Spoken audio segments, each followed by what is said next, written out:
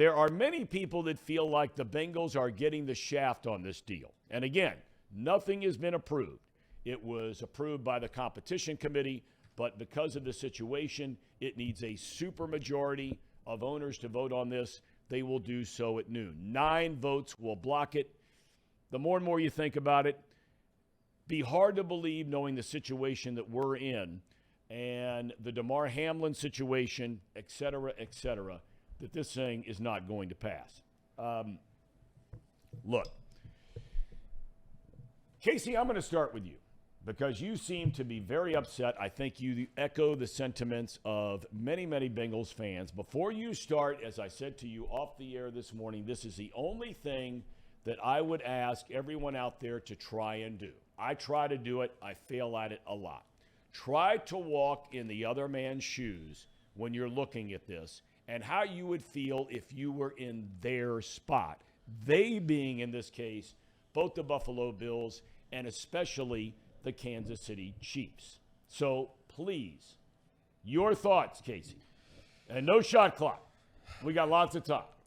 Yeah, so my main, there's 2 things in this I guess proposal that just make me really question the validity of us being slighted in the NFL. Like that, there's always this conversation like we're not respected. We never are in the limelight. We're always treated as lower class citizens in the NFL. 2 things. 1, yes, Bengals can win and Bills can lose, and we get the number 2. Cool with that. That's pretty much the one thing that is sucky about this is Bengals no longer have it in their control. Whereas last Monday, they had their own destiny in their control to at least get the 2nd seed. They could have at least done that. That's no longer an option. They are now having to rely on other teams to fail to get the number 2 seed. Okay. Well, you're only hoping for one other team to fail to get the 2 seed. Right. Okay. But that's a big ask. But even so, you can't even have the Chiefs lose and the Bills win, and you still wouldn't get the 2 seed. Because even though the Chiefs have the same amount of losses as us, they have technically one more win because they played one more game than us. Even though we beat them, we don't get the coin flip for that game. We don't get the coin flip for the 2nd seed if the Chiefs lose. I didn't like that. And that brings me to the next point. Okay. If it's a no contest, in the rule book, we then would get the AFC North, 100%. We would then, according to the rule book, would just follow the rest of the rules like we would normally know. We would get the 3rd seed, we'd get home field advantage, whatever. Now, if we lose to the Ravens, there's a potential for the Bengals to never get a home playoff game the rest of the way. You're right. That is unacceptable. All right, let's start on that point. Okay, let's start on that point. And again, I'm just asking, try and put on the other team's shoes. Let's flip-flop the scenarios here just based on that last point you made. The Bengals and the Ravens. Okay? Yeah. All right. We know they will not play the same number of games. That's a given. Done deal. And we know the Bengals were playing arguably the best team in the AFC before the game was stopped. Okay? There was a legitimate chance the Bengals could win. There's also a legitimate chance the Bengals could have lost that game. Okay? But we'll never know. The Baltimore Ravens, if they win this Sunday, would have beaten the Bengals head-to-head twice this year. So let's pretend for a second that we're flipping the script. Let's pretend the Bengals beat the Ravens twice this season, but that the Ravens were in the same position the Bengals are in of having a game canceled as a no contest. Okay? Bengals fans would be screaming from here to the mountaintop. Screaming. Okay?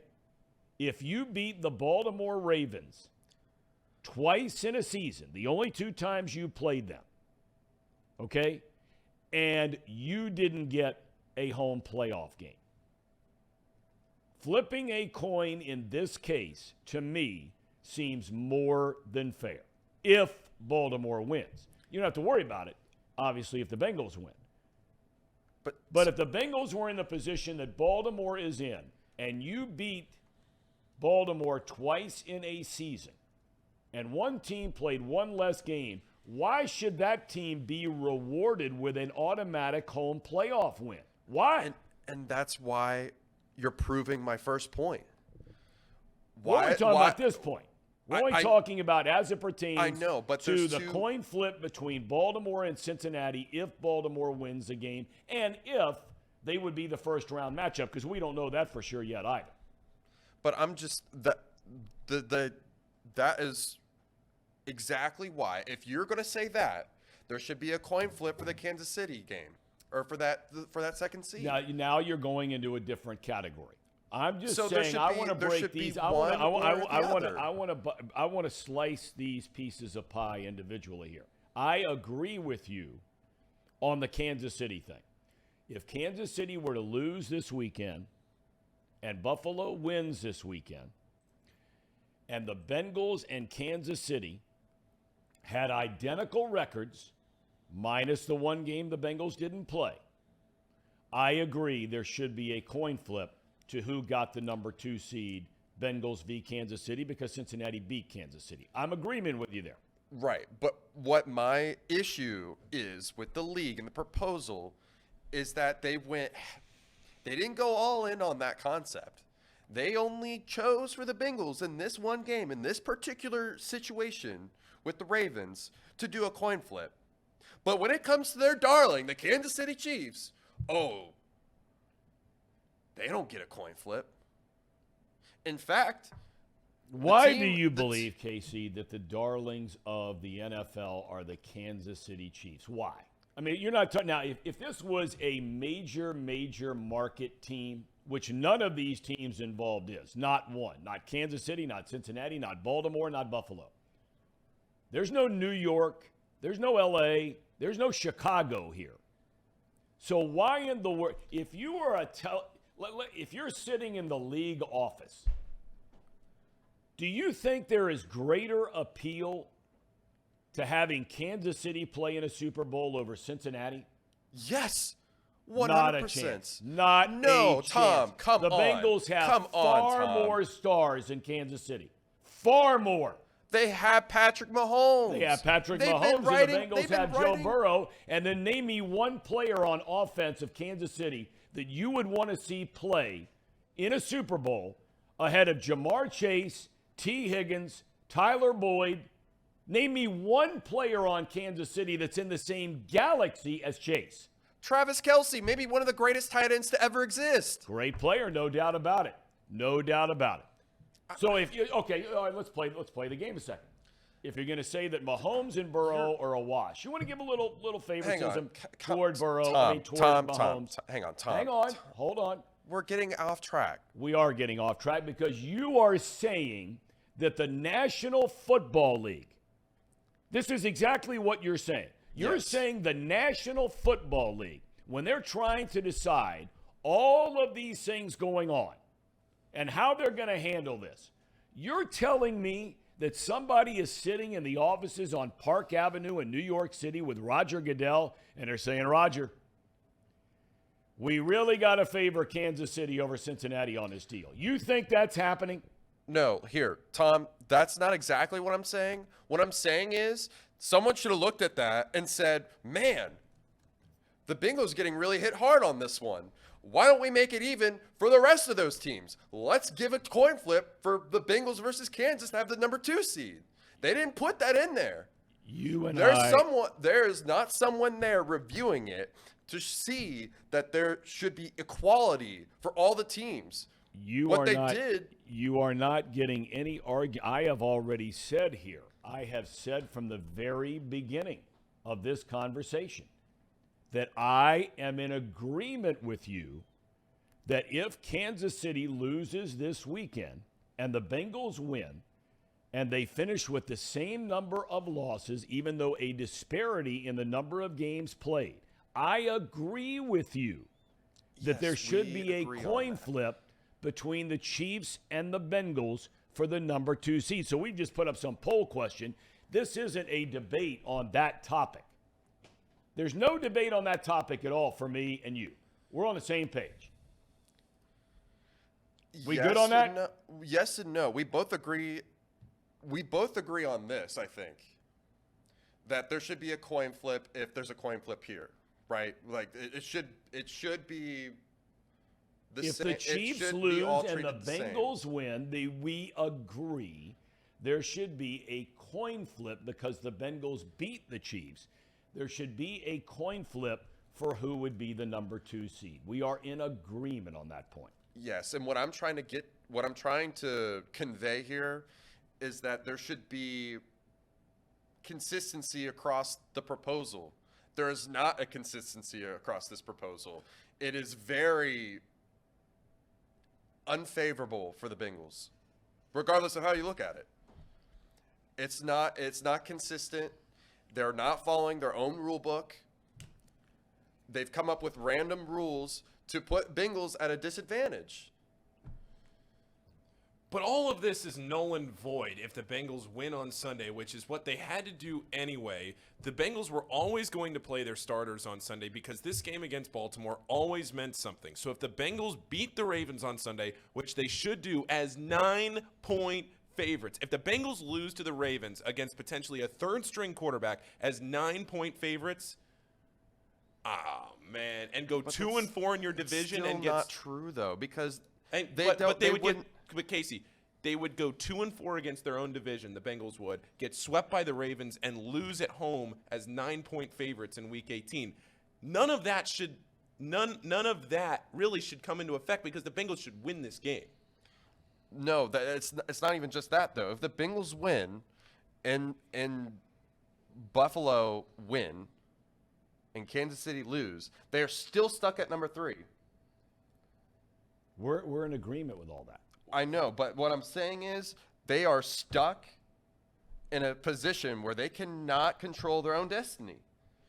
And whereas Monday, they were in a perfect position to control their own destiny.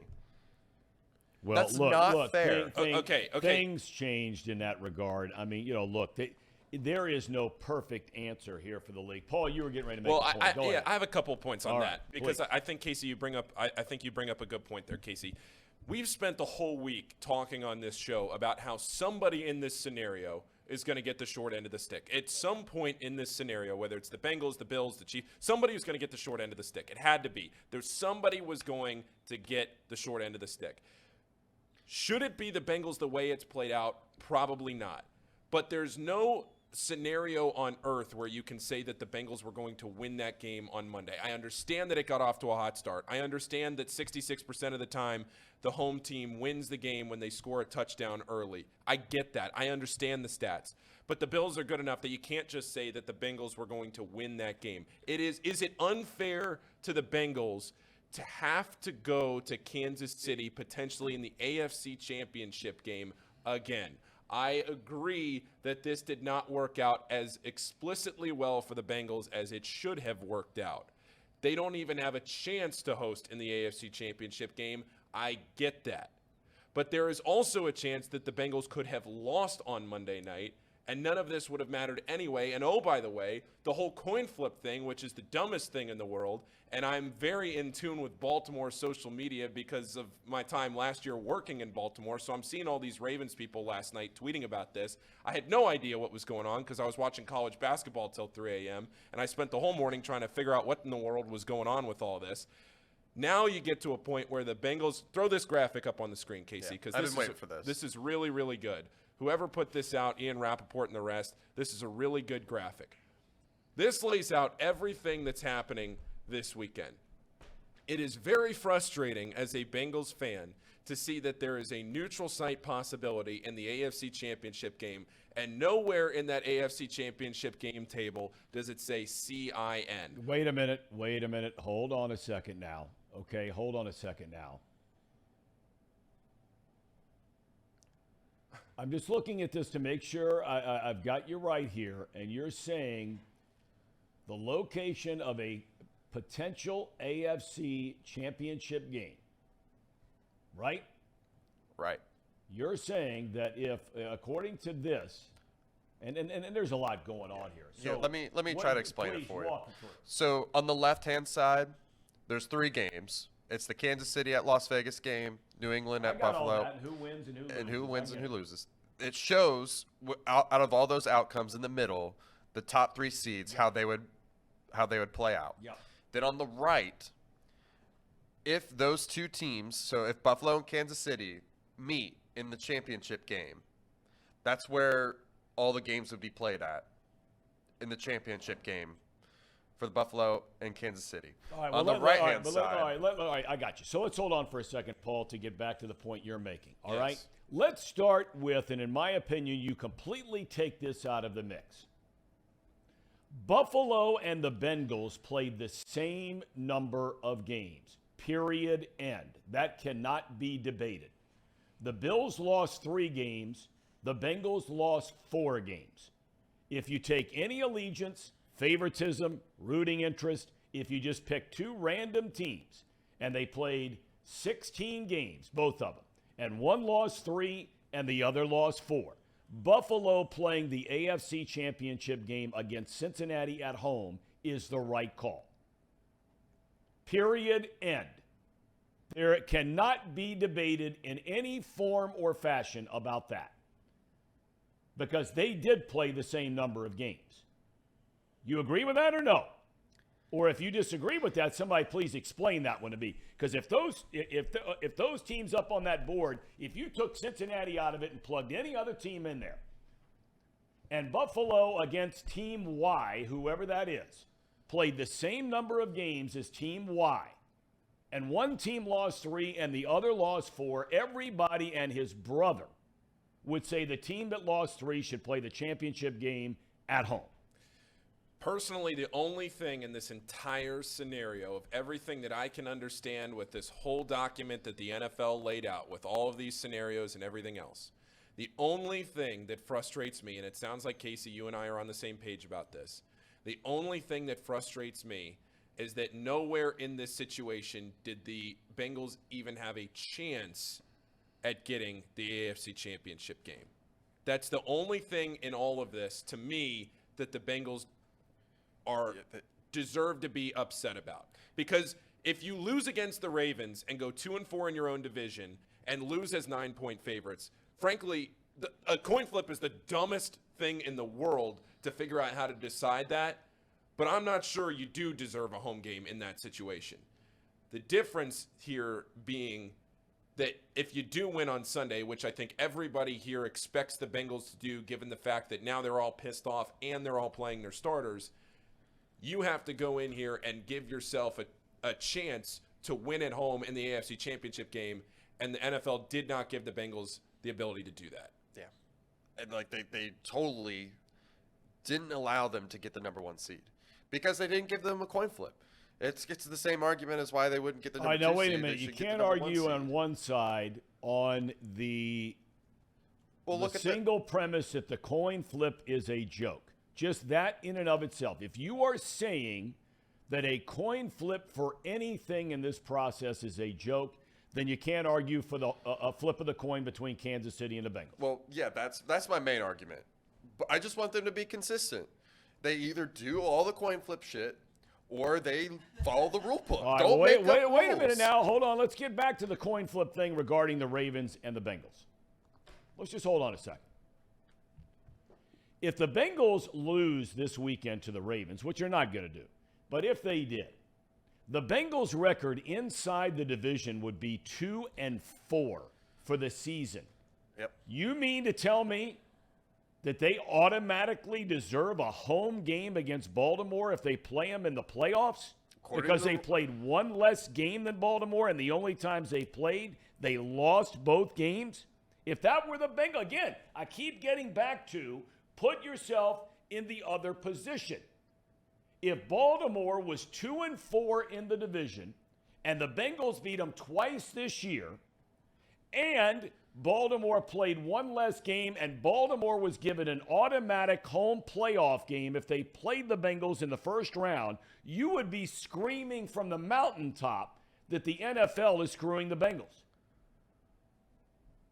Well, I don't think the Ravens are in a good position either. I am only showing light to the Bengals. I think the proposal is just terrible in general.